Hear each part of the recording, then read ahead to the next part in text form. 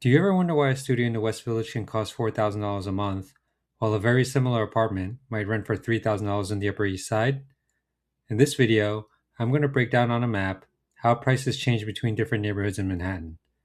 This is the same framework I use with clients to help them understand pricing dynamics between neighborhoods and plan their apartment search more effectively. For those of you who don't know me, my name is Alan. I'm a real estate agent and relocation specialist here in New York City. I make content focused on moving to and living in New York City, so if that's helpful to you, feel free to subscribe. If you're looking to move and need help, make sure to check out the links in the description below. All right, let's get into it.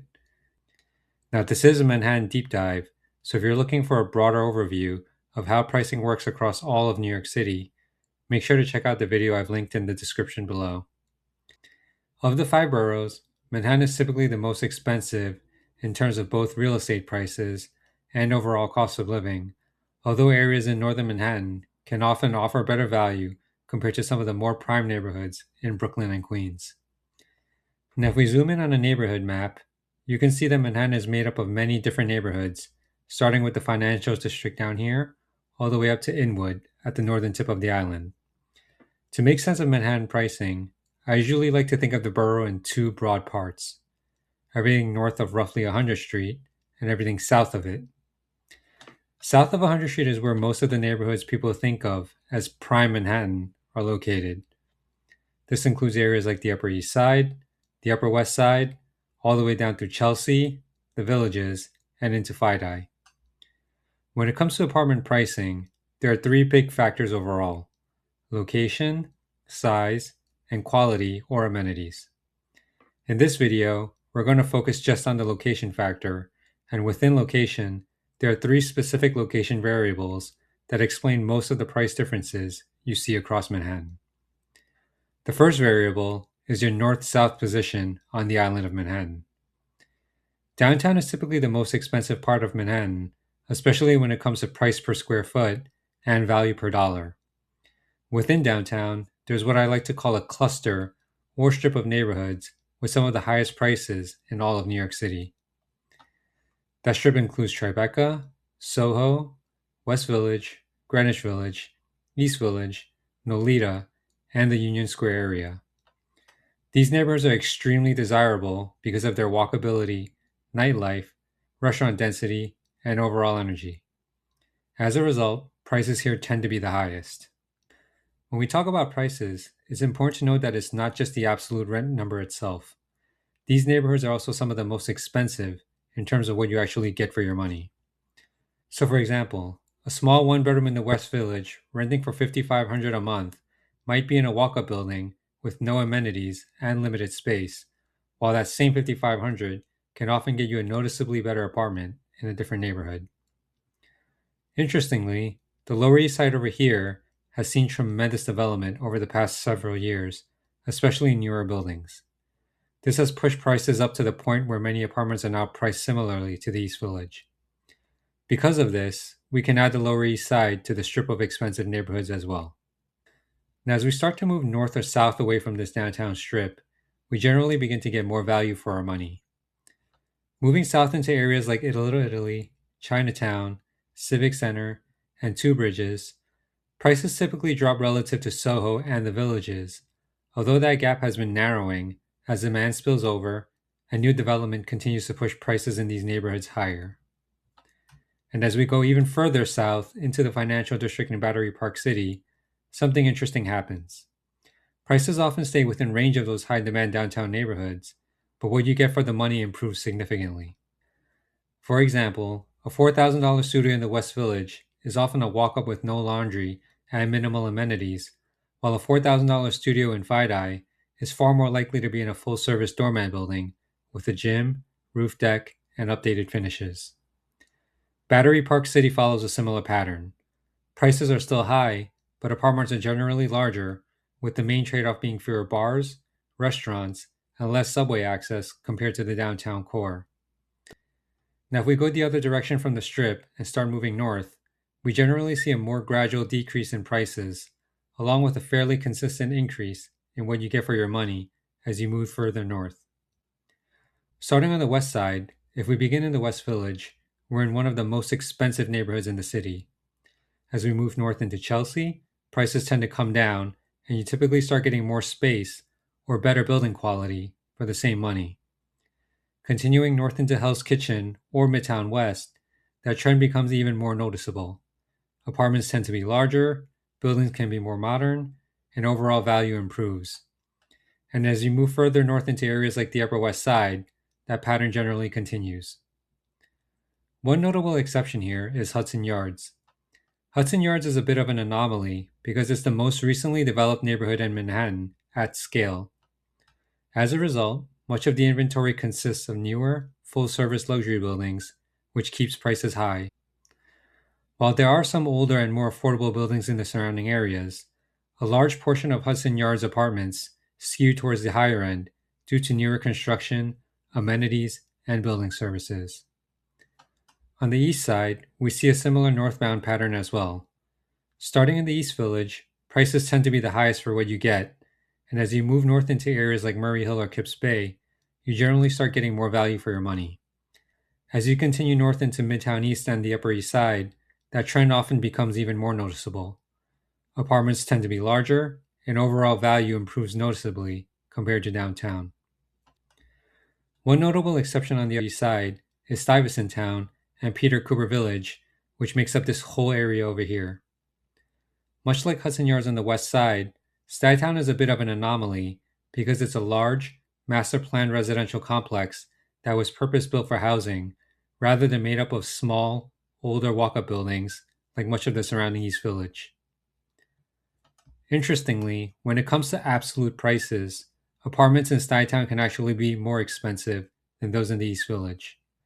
For example, one-bedroom apartments in the East Village can start around the low 3,000s, while one-bedrooms in Stuytown often start closer to the high 4,000s. Similarly, two-bedroom apartments in the East Village can start in the mid-3,000s, while two-bedroom apartments in Stuytown can start well above $5,000. The main reason for this is that you're getting a much better apartment in Stuytown. The apartments are larger, in an elevator building, with in-building laundry, more consistent layouts, and updated finishes compared to a small walk-up with no laundry in the East Village. As a result, while headline rents in Stuytown may be higher, that's largely because you're getting a very different housing product. A one-bedroom apartment in the East Village that truly matches a Stuytown unit in size and building quality would most likely cost a lot more. Now, the second location variable that affects price is how far east and west we go. In general, the most expensive rental inventory tends to sit between Lexington Avenue and 8th Avenue. As you move east from Lexington Avenue towards the East River, or west from 8th Avenue towards the Hudson River, you often start to see more value for the money. This can often feel counterintuitive because in many cities, proximity to the water and water views are major price drivers. In New York City, however, access to the subway and ease of commute usually matter more than being close to the river. If we look at the subway map, Manhattan is this island over here, and each of these colored lines are different subway lines. As we can see, most of the major north and south lines are clustered towards the middle of the island, with most of the trains falling between Lexington and 8th Avenue. As you move closer to either river, you're generally moving farther from the trains, and that distance often shows up as a lower rent or more space for the same price. This pattern becomes especially clear on the Upper East Side and Upper West Side. In these neighborhoods, prices are typically highest closest to Central Park. A part of it is because of prestige and address, but a huge part is also because of transportation access, since both sides of the park are served by multiple subway lines. As you move closer to the water on either side, prices often soften because walks to the subway become longer. This is particularly noticeable on the Upper East Side, where apartments near York Avenue or East End Avenue can involve a significant walk to the nearest train. One exception to this east-west rule is the West Village, which is often more expensive than Greenwich Village, even though Greenwich Village is more central. However, even in the West Village, we tend to get more for our money as we move towards the water and away from the trains. The third location variable that affects price is whether you're on the west side or on the east side. When you compare neighborhoods at roughly the same latitude in Manhattan, pricing often peaks in the central core of the island. As mentioned, this is typically because that's where subway access is the densest. Once you move out of the central core, however, prices tend to be more expensive on the west side when compared to the east side. So, for example, at the Flatiron latitude, Flatiron tends to be the most expensive for what you get, followed by Chelsea on the west side and Gramercy and Kips Bay on the east side, which typically offers more space or flexibility at similar price points compared to the west side. A similar pattern shows up further north. In Midtown, Central Manhattan is generally the most expensive for value, followed by Midtown West or Hell's Kitchen, and then followed by neighborhoods on the east side, like Midtown East, Kips Bay, and Sutton Place, which provide better value overall compared to the west side. Now, this isn't to say the east side is cheap, since some of the most expensive addresses sit along Fifth Avenue and Park Avenue, but the east side also has a much deeper supply of older buildings, especially east of Lexington Avenue. That wider range of inventory often creates more opportunities to get better value for your money. Because of that, while a neighborhood like the Upper East Side has a lot of premium properties, it also offers more affordable options as well, particularly for renters willing to prioritize space closer to the water over being closer to the center of the island.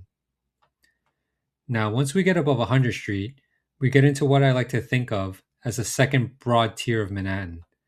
This upper part of Manhattan tends to be outside of what most people consider to be prime Manhattan neighborhoods, and we typically start to get a lot more for our money here. Neighborhoods here include Harlem and East Harlem, Morningside Heights, Hamilton Heights, Washington Heights, and Inwood. Starting on the west side, Morningside Heights tends to be more expensive than the surrounding areas, since this is where Columbia University is located. Demand from students, faculty, and staff compresses the lower end of the market and drives up overall rents when compared to the neighborhoods further east. Going further north into Manhattanville and Hamilton Heights, prices start to soften. They offer better value than Morningside Heights, but because of its proximity to Columbia University and direct access to the school, prices don't drop off as dramatically. If we move east into Central Harlem and East Harlem, the pricing shifts again. Traditionally, East Harlem has had a lower pricing baseline than Central Harlem, but the gap has narrowed noticeably as a result of new development in both neighborhoods. In fact, East Harlem has seen a tremendous amount of new construction luxury buildings, which skewed the prices up. In most datasets, however, East Harlem still tends to be slightly below Central Harlem on average rent and apartments on the lower end of prices, though there is significant overlap between both areas. In general, both neighborhoods offer considerably more value relative to Midtown and downtown. As we move further north into Washington Heights and Inwood, the difference in what you can get becomes a lot more noticeable. While a studio in the West Village can easily go for $4,000, that same $4,000 can get you a 2 or even a 3-bedroom apartment in Washington Heights. Once we get into the areas further north, one important thing to understand is the role that being near an express train station can play.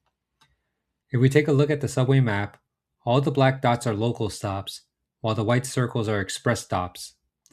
If we take a look at the 145th Street train station as an example, taking the local would take 10 stops to get to 59th Street Columbus Circle, while taking the express train would only be 2 stops.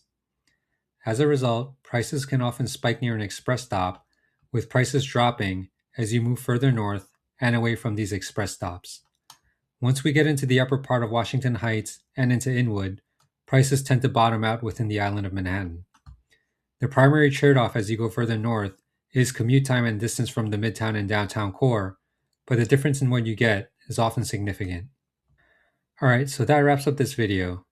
The biggest thing to remember is that Manhattan isn't one expensive homogeneous island, but a series of micro markets.